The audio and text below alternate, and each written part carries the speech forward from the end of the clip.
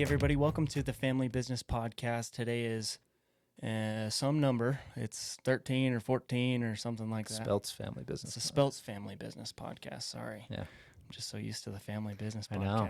It's easier to say, but It is a little easier. It's not quite as, it's a little bit longer now, but it'll be a lot easier. I was talking to somebody in B&I this morning, actually Andre, and he was like, dude, I looked up your podcast. He's like, there's like 6 other family business podcasts. I was like, I know, that's why we changed the name. It's kind of a mouthful, but luckily Spelts kind of identifies us and nice and unique for us, so kind of helps a little bit. But we today we have kind of an interesting topic. It's social media content and how that can help bring your brand awareness up. And I suck at social media. I'm the worst at social media. I've always hated it. I don't know why. I think it's just a little overwhelming for me. So if you follow me on social media, you've probably never seen anything from me, at least on my personal stuff. I post sometimes on certain things. Yeah, you've been doing some TikToks and things lately. Yep, and that's typically about all I do. So we're looking to change that this year and make some changes in Roof Max and just create more content so people can see us and be aware that we exist. And that's what we're going to kind of talk about today. I know you are kind of in the same boat. You never really liked social media, but in the last few years, you've become super, super, engaged on social media, and it's helped a ton. I mean, lots of people talk to you and they say, gosh, I don't know how you know so much. And it's not necessarily that you know more than others. It's that you're out talking about it and you're making posts and you're engaging with other people that like that kind of content. And so they instantly think, oh, he knows more than the rest, which obviously this is your life. This is what you study, right? Is marketing and all that stuff. But it's just that outreach piece that most people are missing, where even if they did know more than you, it wouldn't matter because they aren't telling anybody about it. Nobody's seeing anything from them. So kind of cool. So interesting that you mentioned that, because I remember I had a business partner one time. We had purchased some houses together, and he had a Nissan, their full-size pickup, a Titan, when they were first out. Yeah. That's years ago. They were a brand new truck, and he bought one brand new. And man, he just drove that thing like crazy. He would throw lumber in the back. He used it like a tool. And I said to him one time, I'm like, man, you're kind of hard on your truck. And he's like, it's just a tool. He's like, I need it for this kind of work. And he's like, I'm not worried about little dings and scratches. I just need it to work well. And so he just used it like a tool. It wasn't babied. Now, I don't know that I necessarily agree with that approach, but it was his approach, right? Yeah. To me, social media, especially for those who hate it, they need to look at it like that. It's a tool. It's just simply a tool to utilize. And we'll dive into some of that today, because it's mostly a misunderstanding. I think people get kind of intimidated by it. They get worried that, oh, what if I do it wrong? Or what if I mess it up? Or what if I say something that makes people really mad?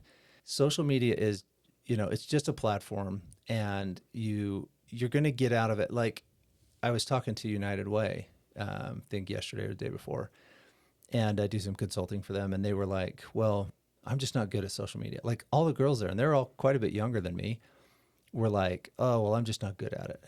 And I was like, surprised kind of that they felt that way. But I said, well, what do you do on social media? They're like, well, I just don't know how to interact. I don't know what to post. I just feel stupid. And I was like, well, first thing to do is look at social media like you're going to a party or to like a networking event. And when you see people, walk up to them and engage with them like a real human being. Yeah. Don't just be like, hey, I'm a marketing guy. You should do business with me, right? You wouldn't do that at a party or a networking event. You might at a networking event if you don't know proper, etiquette at marketing events, but that's not how you should do it. Who are you? Where are you from? And then the natural part of the engagement comes in where you say, what do you do for work? What's your business? Oh, that's cool. So you get to know each other.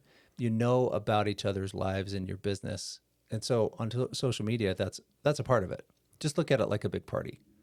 And you have an opportunity to meet other people who do similar things or like the similar things that you like. But instead of looking at it like, I have to do something amazing, you're just at a party. You can be at a party and engage from the corner and just check things out and people watch. And you can do that for a little while on social media. So anyway. Right. I like that. You were talking about how sometimes people say, oh, I just don't know what to make. I don't know what to create. And it's interesting because I actually enjoy the creation side of it. I don't know that I'm amazing at it or even very good at it, but I know how to do it. And so I actually enjoy that piece of it. But I think I get overwhelmed by the engagement part where I'm just like, oh, I never have that desire to get on Facebook and just go start talking to people, which I think needs to change for sure. I need to look at it a little differently, look at it as a tool to network, because I like networking. I like talking to people, but I'm kind of weird. I'm somewhat of an old soul. I like person to person. I hate talking over text and I never use Snapchat or like any of that stuff. But it's interesting, you were talking about people saying that they're scared of, I don't know how to create, or what if it's not good enough? And there's actually been somewhat of a shift recently. I've been studying up on content creation and just trying to figure some things out for the podcast and for my own personal stuff, for artwork and stuff. But there's been a shift in content creation where the more raw it is, the more engaging it is. Where for a while, people had to create these highly edited, highly engaging posts where it's lots of movement, lots of color, lots of, graphics. And it's like, when you look at it on like a timeline when you're editing, it's crazy. Like the layers just build in that highly engaging content. But there's been a shift. There's a guy on TikTok, and he's a bodybuilder. His name's Sam Solik, and he's like one of the fastest growing YouTube channels. I think in the last 6 months, he went from like 500,000 followers to 10 million subscribers on just YouTube. And if you look at his posts, they are almost not edited at all. All he does is just cut the scenes. He doesn't like chop things out. He doesn't chop spaces out. And it's literally just videos of him talking in his car. Like he drives like a little Toyota Corolla and just drives around just chatting about life, and then just videos of him lifting. He doesn't do any color grading. He doesn't do anything to the audio. He just drops it in and posts it. And that's becoming like, people are really exhausted with the highly engaging, high movement, highly edited content. So it's kind of interesting, like the people that are scared of, oh, what if I don't create good enough content? It's interesting how there's been that shift where it's like, it doesn't matter if you're really good at creating the content. It just matters what the content is, and that it's just you, that it's you. And if people are going to engage with that, then they will. But it's more so putting it out there than that inconsistency, because you could put out something raw and nobody will engage with it the first time, first 10 times, first 100 times, first 1,000 times. Right. But like, I think what's happened too is, Hollywood is freaked out by the current world. Yeah. Because they've always made these highly edited, perfected, movies that they're not doing as well. People aren't as interested in movies. I don't go to the movies anymore. Haven't for years. So I think one of the things that, like, there's space for that. When a movie is really good, though, people want to see it still. For sure. We still are like, oh, yeah, I want to go watch that. You just went and watched Dune, right? Yeah. And loved it. So Dune 2 or whatever it was. But I think, so I've been struggling with my own YouTube channel and TikTok channel, because we started doing this podcast and putting this information out there, and it's performed much better than my own personal TikToks and my own personal podcast. And it's been kind of frustrating. I'm like, what the heck? I love what we're doing. I enjoy watching our stuff too. And I always watch and listen to every episode just because I like it. And I like kind of learning, like in the editing process, if there's things I like or don't like, I talk to you about it. But it's been kind of confusing, because I'm like, I feel like I have good information. I feel like I know important things that would help people, but I don't know how to be entertaining. Maybe I'm not engaging enough. So there's a lot of those fears. But the one thing I will tell you is I am learning, because I'm talking about things all the time. I just recently had a YouTube short that went really well. I got way more views than anything I'd put out in a while. And I was like, why all of a sudden that one?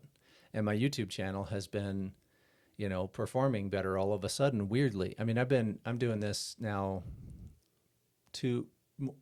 not 2 years, probably not quite 2 years, probably a little more than a year and a half, but just putting out content consistently. So I definitely don't have it nailed, but I can tell you this, it has worked. I have received business from it. more than anything, I've received a lot of comments of people saying, wow, you're like an expert. You're like a genius in your field. And I'm like, I'm really not. I definitely study it. I definitely care about it, but no more than someone who is a plumber, an electrician, studies and knows about their field, right? So I think the key is to get over the fact that you're going to say something wrong, you don't know how to do it, and just start, because you can't really figure it out until you start. Right. So For sure. you got to, I mean, you've been doing it on your TikTok, and trying, and, you're much more analytical than I am, and you'll watch the first 2 minutes of a post. And you had one you did really well on just the other day, right before we went disc golfing. Just all of a sudden it popped off and people were paying attention to it. And it was from studying. We bought the course, the One Peak Creative course. You may see it on Facebook or whatever. Really a great value, inexpensive for what they're teaching. Great content. And It's incredible. Yeah. yeah, it's awesome. And you use that information and those tools and specifically applied it to your TikTok, and all of a sudden it popped And up. it just worked. Yeah. Yeah. And so it's an interesting world. I think we worry too much about, I only got 6 likes, or I only got 3 likes, and Right. one was my mom and the other was my sister. That's not it.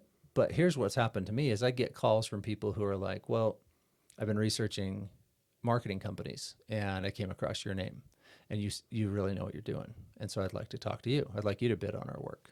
Oh, okay. The research phase of people's buying decisions you're going to affect that by creating content. Whether it gets any engagement, might have 0 likes. But if they are like, oh man, this person knows their stuff, then they're going to more likely engage with you. So it's interesting. I actually came across a YouTube channel. I've seen him multiple times, but it's a roofer, and I believe he's in Florida. Mm-hmm. And he's been creating content for years. And I think one of the key pieces that I struggle with is consistency, is continually doing it over and over and over again. I think it's just my weird brain. I have a hard time sticking with stuff sometimes. I get manic about it, and I'll do it like crazy for a little bit and then kind of fall off after We do a little this bit. every week. But we do this consistently. It's in the schedule. Right. And so, but it's kind of interesting. This roofer will post videos and he'll say, this is the worst roofing job I've ever seen. And he'll go out on these roofs and he'll show people why it's a bad roofing job. And I think I can't remember when he created the channel, but it's been 5-8 years, like a long time. And it's these crappy GoPro videos where he straps it to his head and he's walking around the roof, like lifting up the shingles and like showing people why they did it wrong here, why they're going to get a leak here. And all of his videos, I highly doubt had very many views at the beginning. Yeah. I highly doubt it. But now you go look at them, they have 50,000, 100,000, Wow. like 75,000 views. And it's just because over the years, as he's been consistent, people started watching his newer videos, but then it draws them back to the older ones too. And like, I don't know, I think that resonated with me just because I'm on roofs all the time. I'm like, Right. man, I need to start creating more content about when I'm on a roof, or showing people what's good and what's bad, what you should look for on a roof, because most people have no freaking clue. Well, they don't climb up there. And they don't climb up there. So they don't realize. They just assume it's good. Right. And he did something kind of genius with that, where he was like, this is the worst roofing job ever. Like, never, ever hire these companies that do this or do that. And, it kind of creates that like curiosity, and also Right. like, I'm sure plenty of people out there have dealt with bad roofers and had that same experience. And so I don't know, kind of interesting, but that consistency piece is super huge. And that's one thing that you've been really, really good at with your podcast, whether it's as engaging or whether the content is where you want it to be, or you feel like it doesn't stack up to others. It's that consistency, and it's kind of compounding, right? And now that we've been doing this, it seems like yours is doing even better now too, because Right. it's pulling people from our podcast. I don't know. It's kind of interesting. Possibly. It's an interesting world. But I think if you go into it with lowering the expectation you have of trying to be viral, that's great if you do. Like, awesome. We've had videos in our family go viral. That's great. But nothing really comes out of virality other than that moment of fame. And that's not really why business owners are doing social media. So I disengaged from Facebook for a long time. I got on it when it was kind of newer and everybody was getting on, and I was kind of cool. And I didn't know how to use it. I look, because it brings up these memories from 15 years ago or whatever, or 10 years ago. And I look at what I posted and I'm like, what in the world was I even thinking? It's kind of cringy, but it doesn't really, like, it doesn't matter. Like, just do your best. And if you get something that people start responding to, great. The other one that's interesting is people love asking these like engaging questions that have nothing to do with anything. And I'm like, that's fine if you just want likes and comments, but how about trying to get people to engage on your stuff? So there are formulas for this. That is not what we're going to talk about today. But what I want to do is I want to kind of use this time to teach you how to use Facebook, not because Facebook's the only way to go to advertise or any of those things, but because I've had success on it. And before we do that, I want to watch this TikTok.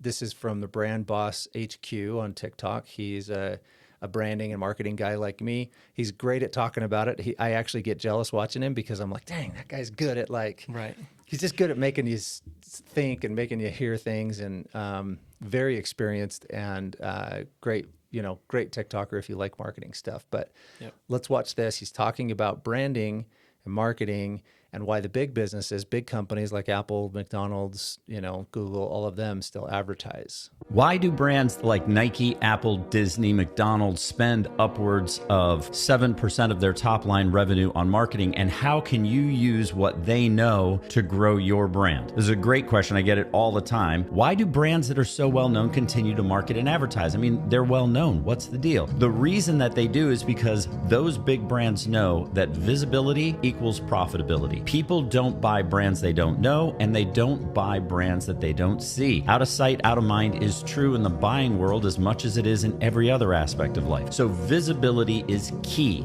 And I know that it's been like the soup du jour for everybody to go to bottom of the funnel and SEO and whatever, but you have to understand, and it's interesting because I'm watching LinkedIn and Google and everybody under the sun finally admit it, that bottom of the funnel only represents an incredibly small 5 to 7% of your total potential buying audience. Let me say that again, 5 to 7% of your total potential buying audience. You have to be visible in order for people to consider you. And the more visible you are, the more often and more frequently they will consider you. So here's how this works. Anything that you can do to be visible is a good thing. Now, social media is the great equalizer for companies who are small and emerging and don't have those same budget. The thing that makes social media so incredibly powerful on behalf of B2B and direct B2C sales is the fact that you can now reach out and do television right here for free or very low cost every single day of the week. It has given the common business, the common person, the common brand, the ability to compete at scale with these larger businesses. The thing is that most business leaders are either terrified to do it, are unwilling to do it, or don't have the first clue how to start to do it.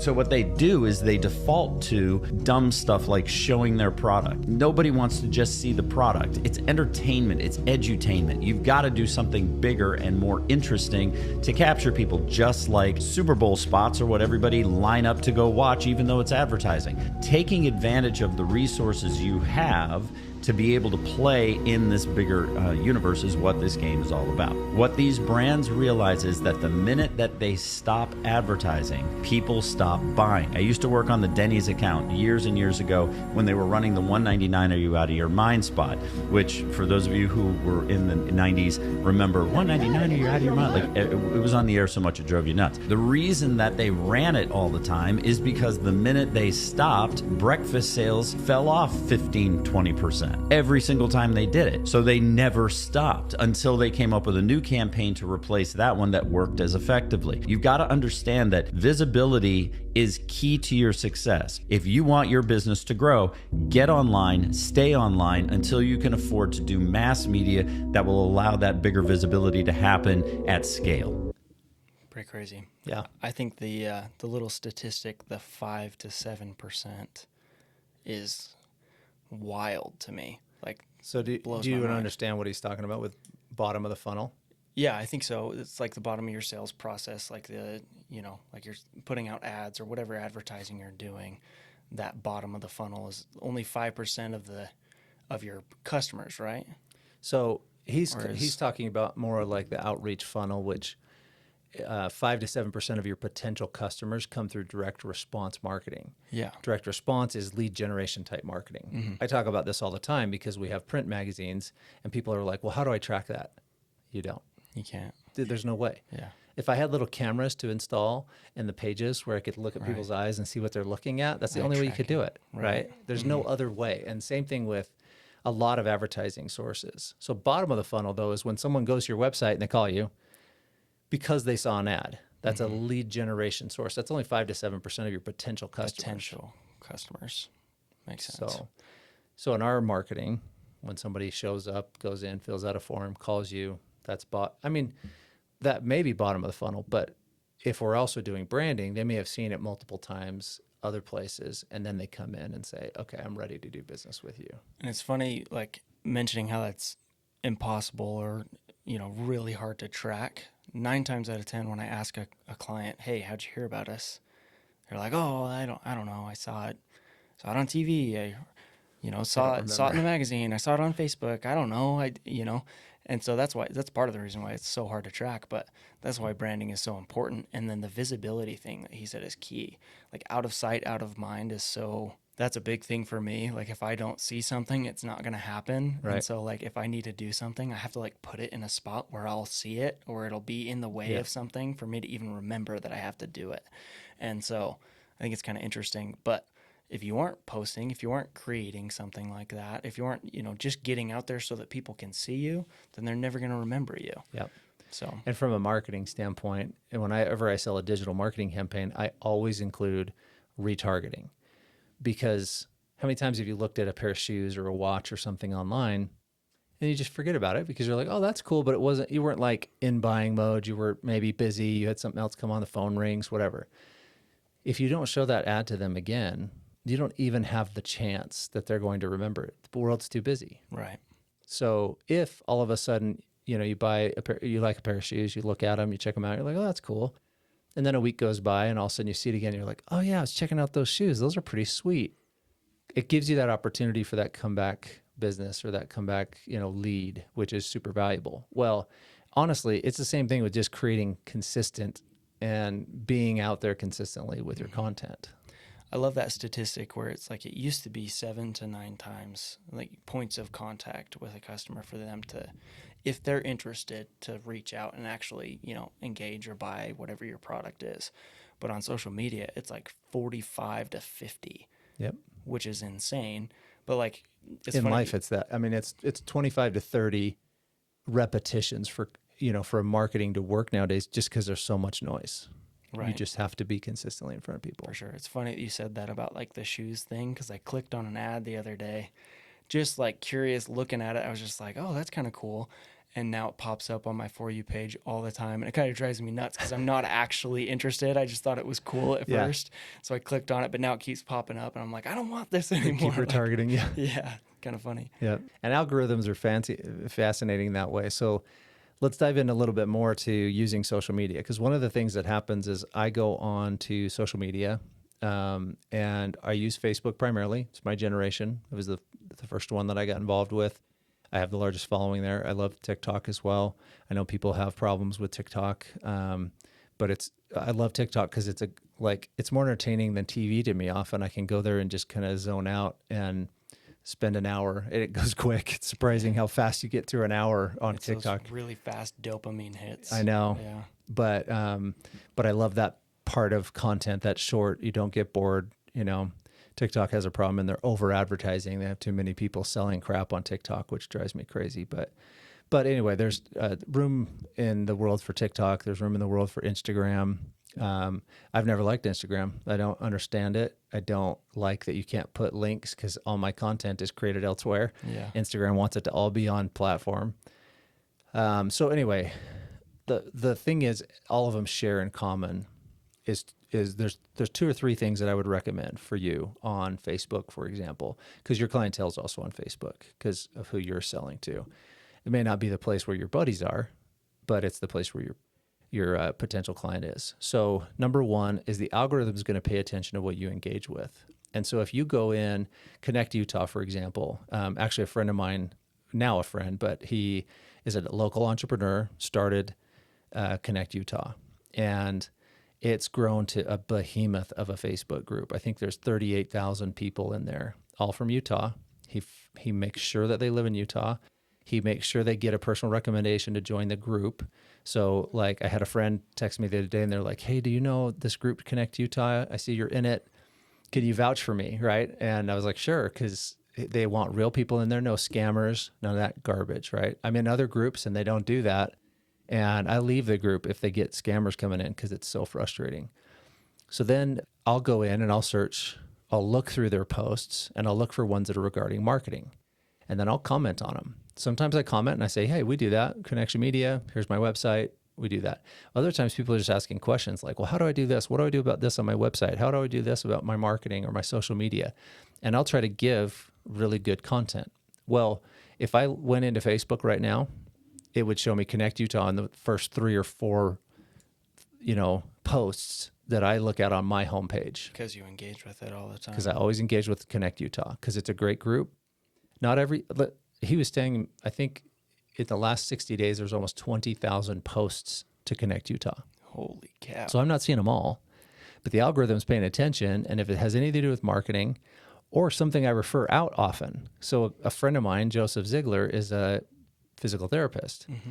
Well, because I've referred him like 4 or 5 times, I just did it this morning. Somebody was like, I need a physical therapist that will spend more time with me because I go to the physical therapist, they're with me for like 5 minutes and they're like, go work out on your own. And she's like, I feel like I need more time. And I'm like, that's exactly what Joseph does. So like it pays attention and it shows me physical therapy stuff. It shows me printing stuff. It shows me advertising and marketing stuff. It shows me interesting things. And because it's the algorithm smart, same thing with all of them, TikTok and Instagram and all of those, they will pay attention to what you like and engage with and show you that stuff. So Joseph's awesome. He's such a cool dude. He's in my BNI group and I don't know, I just love him. Yeah. He just is like such a good dude. Yeah. I mean, he's with Mint Physical Therapy. Yep. And he does both, like he'll visit you, he'll come to you. They're putting a location together too, but he's still going to be mobile. But he feels like in a lot of physical therapy places, people don't get enough time with the doctor. And so they do a full hour treatment with each patient, which is really unique. He talked about a cool new product or service that they started offering where they do metabolic testing, where it tells you what exercises and what diet will work for your specific biochemistry, which is nice. Really fascinating. I don't know. He just talked about that this morning and I was like, wow, that's actually really cool. But yeah, very cool. So that's the first thing. Yeah. Start engaging with things. Like there's tons of roofing posts on there and I'll post for you sometimes on there, but like it doesn't show them to me as much as it probably could. But I think if you were to come up with a good way to say, hey, if there's still life left in your roof, we could extend the life. You're eventually going to need a roofer, but we might be a good patch, right? I always go in softer than a normal person-to-person sales approach. Like I try to soften it. I try to make sure I'm engaging with people and I don't ever disparage anybody else. There's people who will disparage, but that's not even allowed. Roger Copenhaver, who's the founder of Connect Utah, he has a no negativity policy. He'll boot people if they're, targeting others on posts or in comments, or they're being sarcastic and just rude. Boom, he'll kick them. He'll give them a warning, but he's like, that is not this forum. There's forums for that. This isn't it. Right. So, yeah. So I would say that's number one. If you're going to go into use it as a marketing tool, start engaging, commenting, liking on posts that you're interested in or that are regarding your business or industry. So that would be number one. Okay. Number two, true give back and true engagement. So when my friends try to start creating content, I've had quite a few start and stop and others who've continued. But when I see that, I go engage with them. And that means more than just putting like cool in the comments or nice job or just some cliche thing. But it's just like if you were to see Isaac doing something, you'd be like, bro, that's so awesome. Good job. And you'd probably reshare it to your group, your feed as well. For right? sure. So your friends, you're going to watch them and engage. So I engage with other marketing companies because I love that they're doing it. Our marketing, Steve Rich, he's started doing social media stuff like crazy and it's been super cool. And I get showed his stuff constantly because I engage with it. I like it. I try to, comment when it makes sense. And so, but then there's also the piece where you comment in general. So comment about life. I get posts about mountain biking because I like mountain biking. I get posts about pickleball. I get posts about golf and disc golf. And I just try to engage with those. So that's true engagement. What I told United Way was you wouldn't go to a party if we saw each other at a party. They wouldn't come up to me and be like, just give me a thumbs up and walk away. Right. Yeah. So instead, you'd probably come up to me and be like, hey, I saw your daughter is getting married coming up. That's pretty exciting. Yeah. Right. You'd have a real conversation. So as best you can, try to replicate that into social media. You have to be genuine. Yeah. Yeah. Genuine and like more engaging than just the guy who says, good job or good job. Cool. That's awesome. thumbs up. Yeah. Okay. Then the third thing is, in regards to that, there are also groups that are specific. So Connect Utah I love because it's business owners in Utah or business people in Utah, but you don't have to be a business owner to join there. So there's regular people in there too, but it's mostly business related stuff. And people do a lot of in search of, if you're well known in your industry and people know who you are and you've engaged consistently and you've gone to things like Connect Utah has these live meetings, you go to BNIs, you go to Chamber of Commerce, and people know who you are and what you do. Whenever there's a post about someone saying, hey, I was looking for marketing or I need help with my marketing or I want to do something with my marketing, I get 4 or 5 pings from people who they tag me and they're like, oh, Ryan Spelts is awesome. You should talk to Ryan. Others get it too because they're doing the same thing. But it gives me visibility and I'll go in and comment and talk about what I would do or how we do things. Or if it's not me, there was one the other day where somebody tagged me and I was like, I don't do that. You're looking for coaching. I don't coach people on social media. Here's where to go for that. And I referred my friend Lindsay. And so that's another thing you can do is just be honest with people and be like, oh no, that's not part of my services or whatever. I've had half my roof blow off. Would Roof Max work? Nope, Roof Max isn't the right answer for that. You need a new roof. Here, talk to Legacy Roofing. Talk to Bowen at, what's his called again? Authority Roofing. Mm-hmm. Talk to Adrian at, Presidential Roofing. He's in my BNI, So talk to these people who I trust, who I think do a good job. That's who you should talk to. I just don't do that, right? Or, Kobe, do you do gutters, rain gutters? No, that's not part of my services, but here's Andre, who I know does that, or here's John Parsons, who I know does that, right? Mm-hmm. So you can go into those with the intent of being a good contributor and give people, help others out as well. I almost feel like that matters just as much or more than putting your stuff out there. That's the weird thing about networking that I had to learn at first is it's not a sales opportunity. It is, but it's a little different than your regular, B2B or B2C where you're trying to get them to understand what, the value of your product or whatever you're selling. It's more so just the engagement and then helping people. Like, I feel like that matters so much that when you're like, okay, I don't offer this service, but you're throwing it to them, you scratch their back, they'll scratch yours. Right. It's kind of the same thing as BNI, sure. Giver's gain, Yep. Kind of interesting. Yeah, you've said that before about BNI, that thank you and testimonial section, or that I have referrals and testimonial is more important than your commercial. And it's important for you to stand out in that way too. When people are like, Kobe's awesome. He did this for me. So cool. Thank you, Kobe. And yeah, that's really valuable. And it's super valuable online too from using this as a tool. So that's being well known. So you want to come up with a content creation plan. You want to say, okay, here's what I'm going to do. It doesn't have to be complex like yours. We've talked about it many times before, but just being on a roof talking about what you're seeing, what's good about it, what's not, and then engage with others, be well known. So I think it's important to go in person to networking events, not just be online. I think those things go hand in hand. Do one-to-ones with people, even though they're sometimes painful. I'm super busy. One-to-ones are really hard for me because I'm like, another thing to do. Spend an hour with someone, but when you do it, those people become your friends. And so if some people really love one-to-ones, but they're hard for me not because I don't love the people. They're hard for me because of the time commitment it takes. And so, but when I do them, I see a big result from it. I see that, oh, these people know me now. And we go on Facebook. Those are the people who refer me. I have a friend who, Jamie Pugh, she's a mortgage officer. She's in my BNI, Van Dyke Mortgage. She referred 3 people to me this morning for our upcoming home and garden issue in the publications. They were texts on my phone. She's like, hey, I want to introduce you to this person. They own this kind of company. They might be interested in doing some advertising.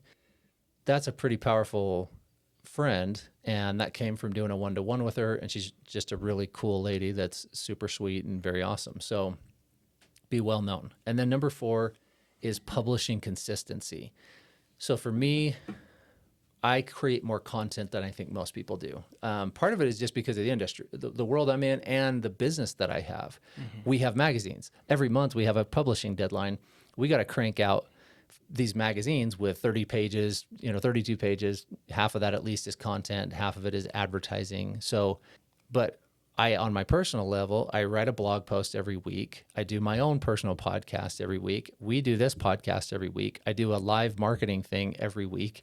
On Facebook. Like, there's a ton of things happening all the time, and not everybody can do that much. But like, think about with what you're going to do with RoofMax. What are some content ideas that you have that you feel like could be beneficial? And you've added in batteries as well, so you could think about that kind of content as well. But let's brainstorm for a minute. What are some ideas that you think about posting?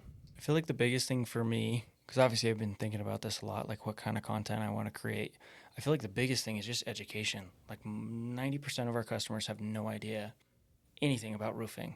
And that's part of my sales process, is educating people, saying, hey, this is how long a roof really lasts. This is the stuff that I'm going to look for while I'm on your roof. And I think a big part of it too is, like, RoofMax is so new that most people have no idea how it works, why it works, or when you're supposed to use it. And so I feel like similar back to that roofer that has gone viral over the last 5 years, or whenever it happened, I think a big part of it is just education. It's just hopping on a roof, showing people what you do, and then educating people on why you do it or what you're doing, or, So, like, I think if I were to I hop on roofs all the time.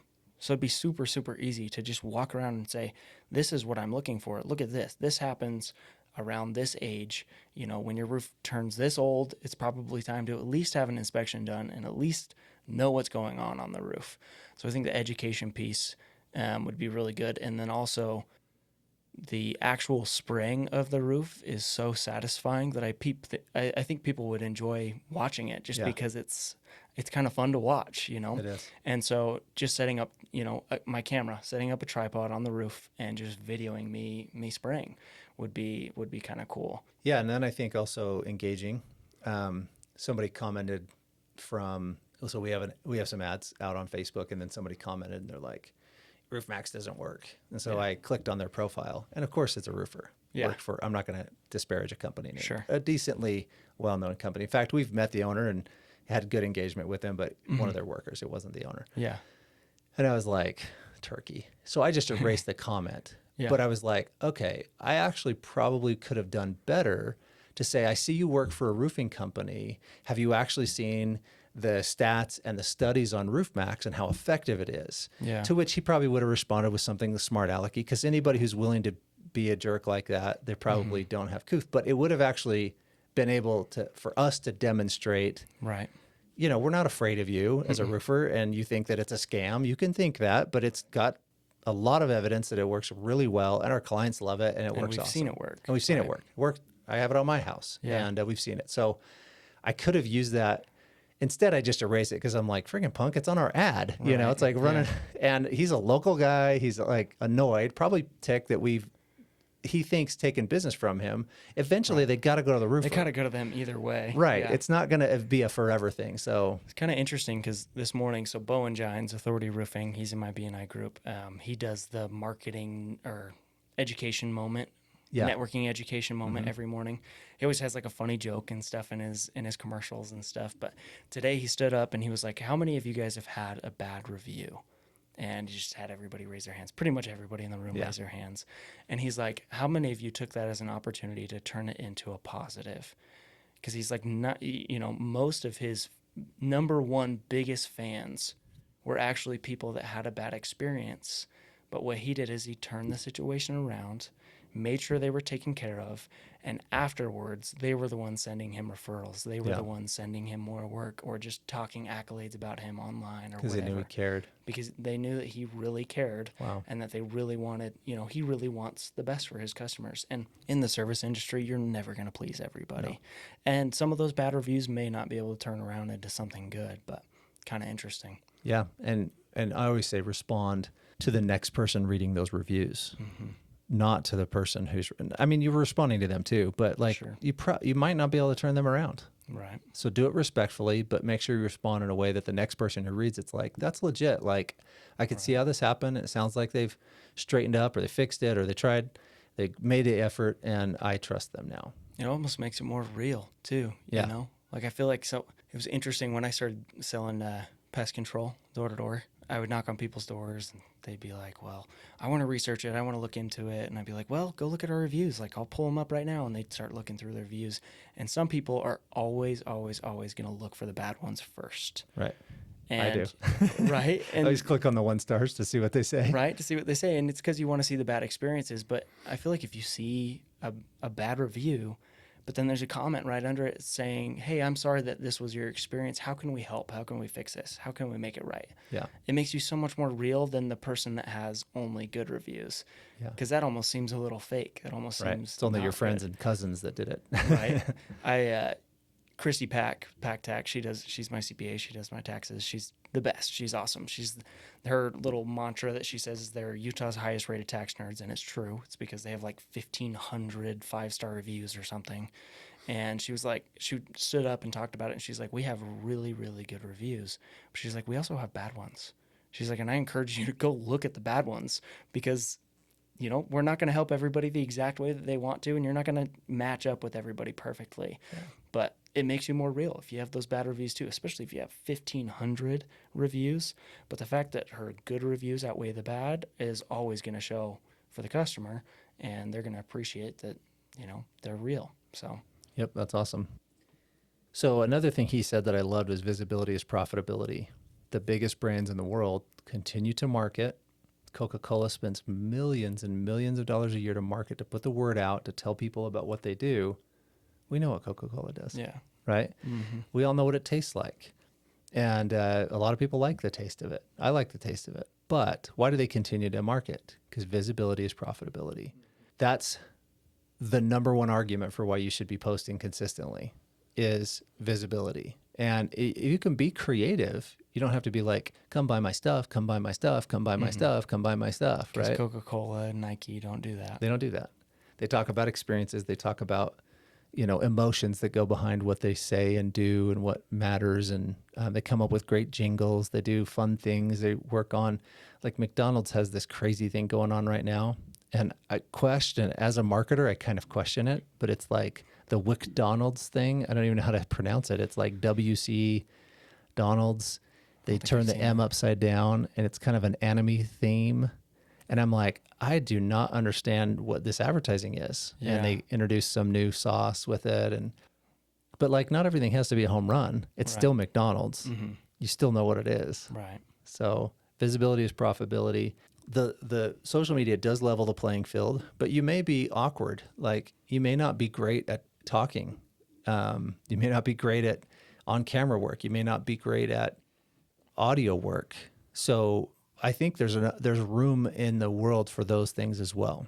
Mm-hmm. I know someone who English is their second language. They post constantly to social media. They have to enter it into a grammar tool to help say things right, but they engage a ton. They make money from Facebook posts. They get engagement dollars because they get so much engagement.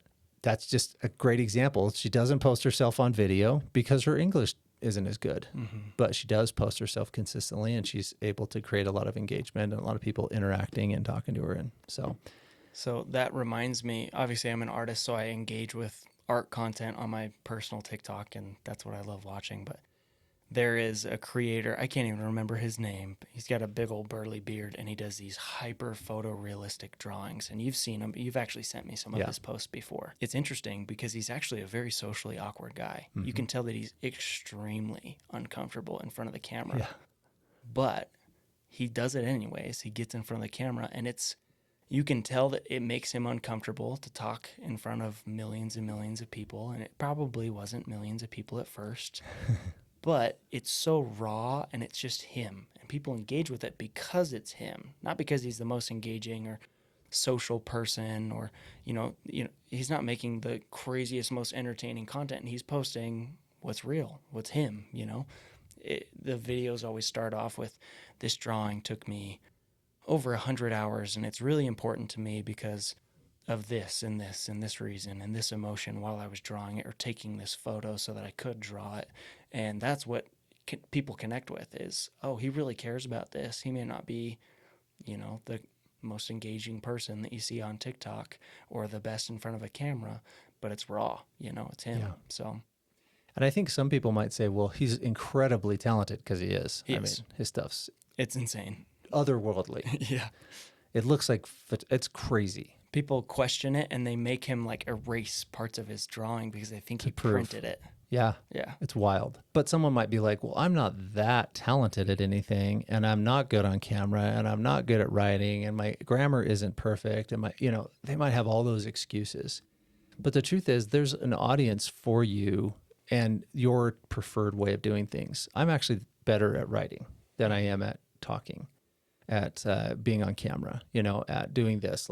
I'm better because I have time to organize my thoughts, and I can write as I go, and I'm good with words. So I feel like I'm a better writer, but the world has gone to video. So it's hard to be like, oh, I'm going to be a writer. It's okay. I still write. I like writing, but I think there's room for that argument. So I want to talk about a post that was in Connect Utah this morning. I showed it to you, but this is a gal who is a graphic designer. And she asked a sincere question to Connect Utah. It says, hey, I'm a very skilled, also very educated graphic designer. I went to school for it. I got all these awards and accolades. I've spent a ton of time in the industry. Most people competing with me are actually amateurs that just taught themselves. Not that there's anything wrong with teaching yourself, because that's how a lot of things come across. And she's like, how do I tell people that I'm much more qualified and my prices aren't crazy? They're moderate. I'm not cheap because of all this education and experience. How do I do that? And I actually posted and said, start creating and publishing content demonstrating your skill, expertise, and style. People will research you, and they should find you and what you do. So even if your content doesn't take off, social media is a research tool. Local restaurants, your generation is using TikTok to search for almost everything. What's a good restaurant in North Ogden? They're going to find it if you're posting. They're not going to find you if you aren't posting. Right. Doesn't matter if you have 10 views, 10,000 views. If you're not there when someone's looking, you don't have a chance. So you should be consistently posting. Just the other day, I had a web developer want to do business with me. I saw their URL. I was like, I'm going to go check out their style. Their freaking web page didn't work. I'm like, what kind of web designer's web page is broken? So I think if you can just stop being afraid of it and just say, I'm just going to post, because a year from now I'll be better at it just because I'm posting, right? Mm-hmm. But I also will learn how to use the platform. I'll learn what things worked and what didn't work if I'm engaging there. Who knows? TikTok may be your thing. Who knows? Facebook may be your thing. Try a couple of them. You really don't have time for all of them until you have a staff, right? So I can engage across multiple platforms because I have people helping me. If it was just me, I couldn't do it. But you just start with one or two. Maybe it's Instagram, maybe it's Facebook, but Facebook has our audience. We know that. Instagram has our audience. And so sometimes you just have to make that decision. But I said, identify your who and specifically create content to attract that type of person. So in her case, her who wants good quality graphic design. There's other people out there who are looking for just cheap graphic design. They don't really care.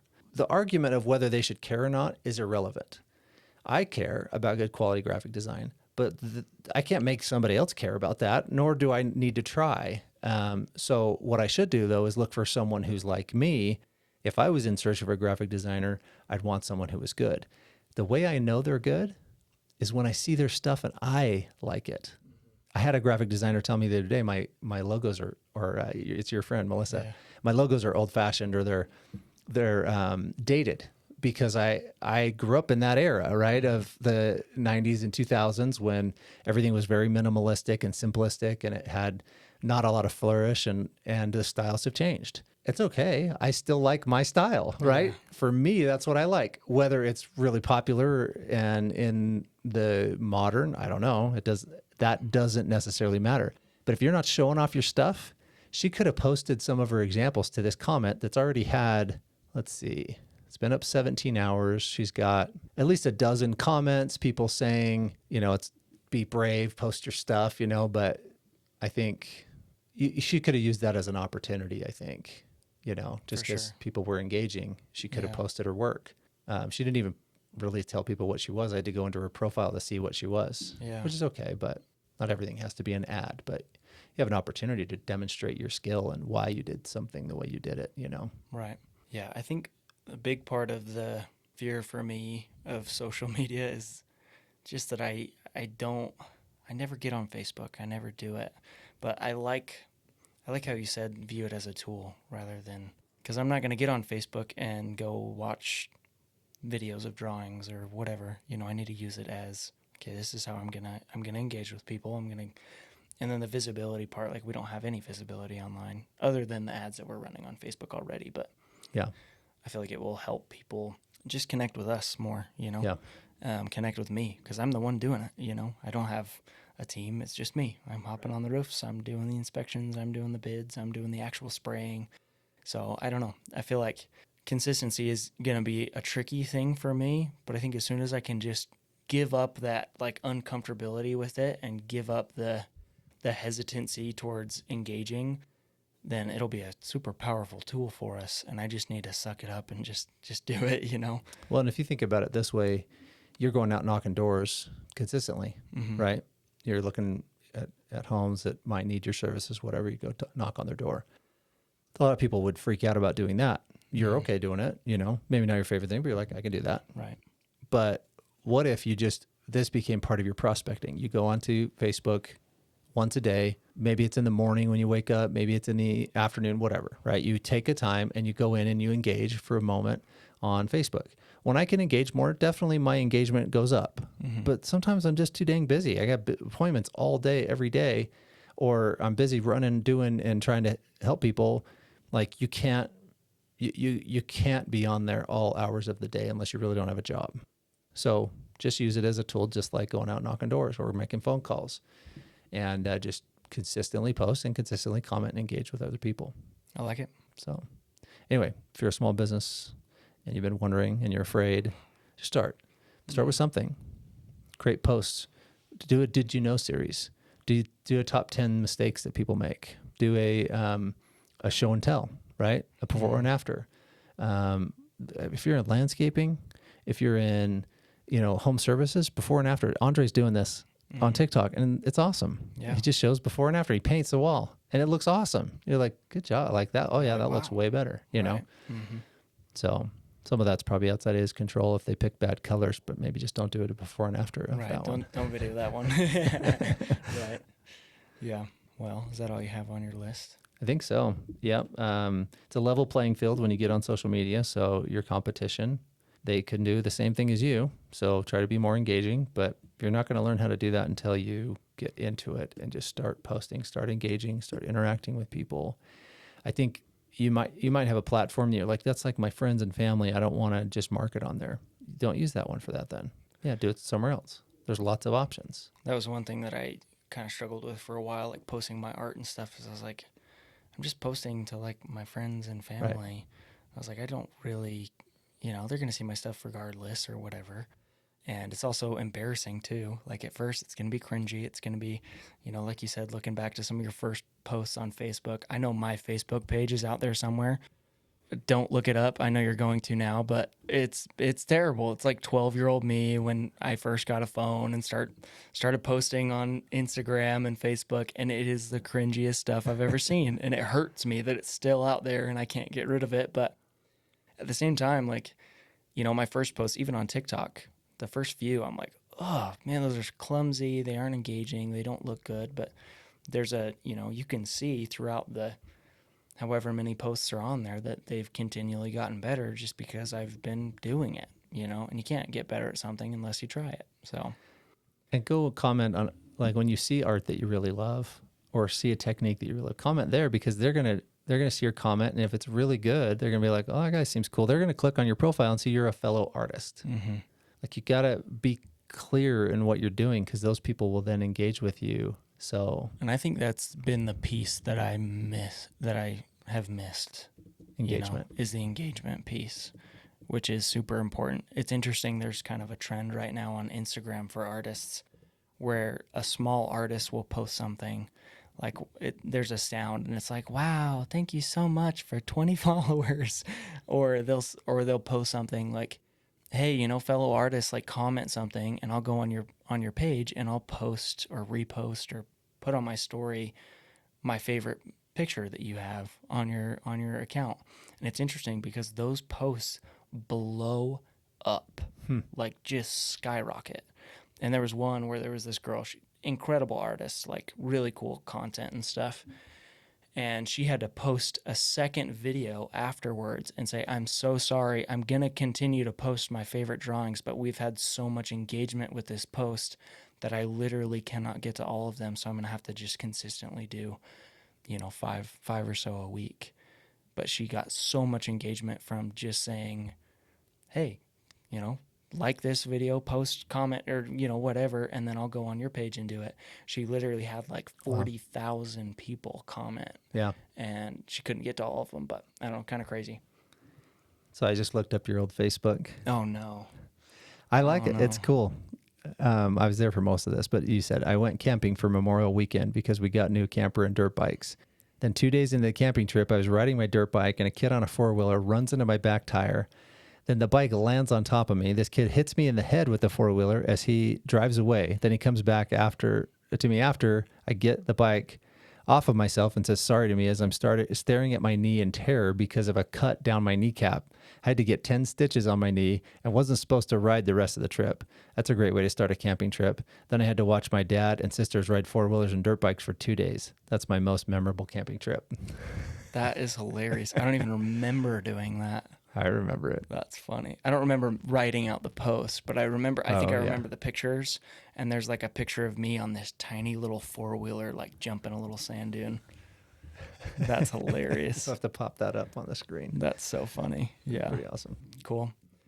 Well, I like it. Hopefully this helps me, at least have some direction and get a little more comfortable with just being consistent. And I think that's the piece that I'm missing, and probably some other people that are listening are missing. It's just the engagement piece. Yep. And I try to engage a little bit, but I just haven't ever made like a serious effort to do it. So I think it'll help us a ton this year too. Yeah. If I'm just consistent with posting, but I think the main piece for me will be the engagement piece. Yeah. So kind of cool. And then repost it to groups like Connect Utah, which is for businesses. Mm-hmm. Don't post it to grandmothers who love to knit. Right. That's not the right place. Yeah. Right. Post it to Connect Utah Business Group or Utah Entrepreneur Group or whatever it is. And, post your regular post to your page and then forward it or post it on those. I do it all the time. Yeah. It helps. Cool. Well, I like it. I think that's it. Should probably wrap this one up. Thanks everybody for tuning in. Make sure to like and leave a comment or share it if you can. It really helps the podcast get out to other people that enjoy this kind of content. And we'll see you guys next week. See ya.